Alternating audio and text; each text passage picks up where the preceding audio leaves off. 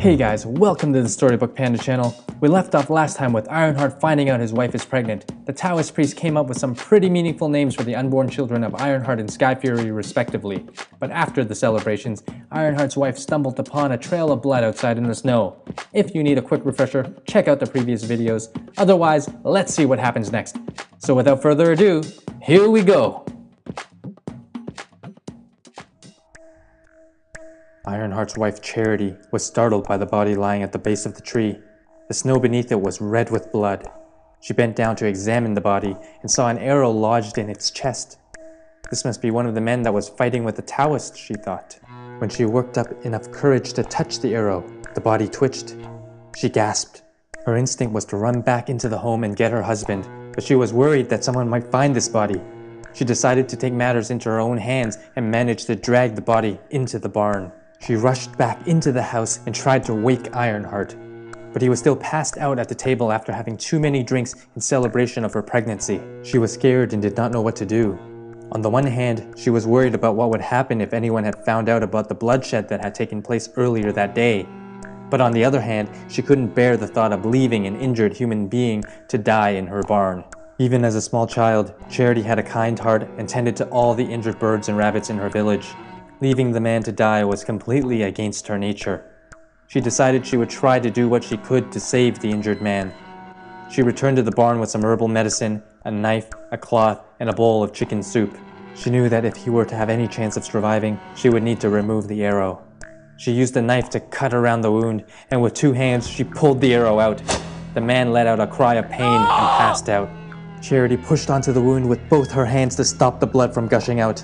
After what seemed like hours later, and a pair of hands stained with blood, she managed to eventually apply the herbal medicine to the wound and bandage him up with the cloth.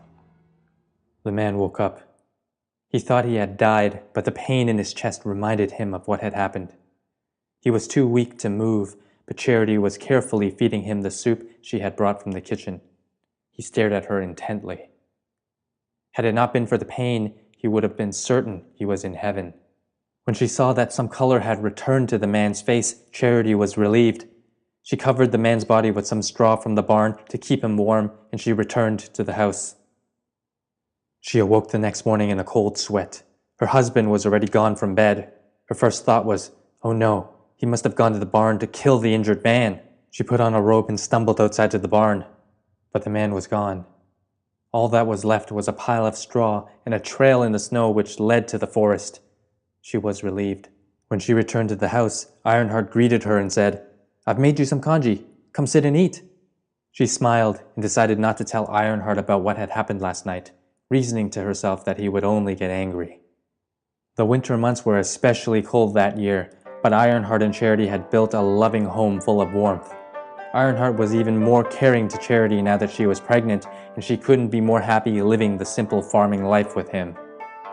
Winter finally ended, and the two had just enjoyed a beautiful spring day together. I'm going to take the plow I broke today to the carpenter tomorrow to see if he can fix it, Ironheart said to Charity as they were preparing for bed. He looked over at Charity. Also, please rest more often, my dear. You don't have to make any more clothes for me, he said with a smile, looking at her pregnant belly. She nodded, and the two retired to bed.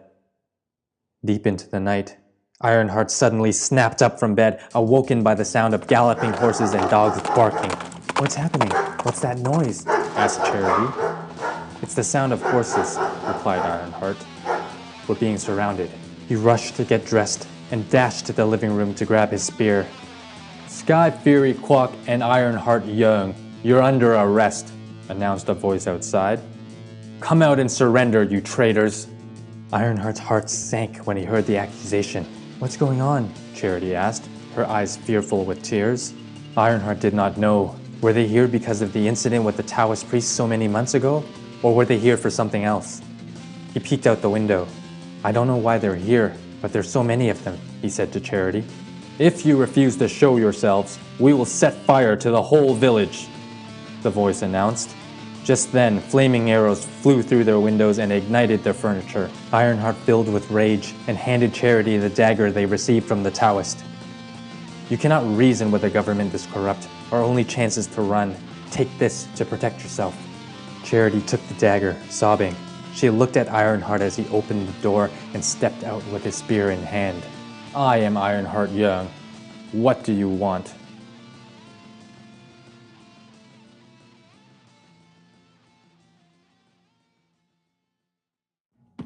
And that's it for this episode. Hope you guys enjoyed it. If you did, please show your support by liking this video and subscribing to the channel. Leave your questions or comments below and I'll be sure to address them in the near future. And I'll see you next time on Storybook Panda.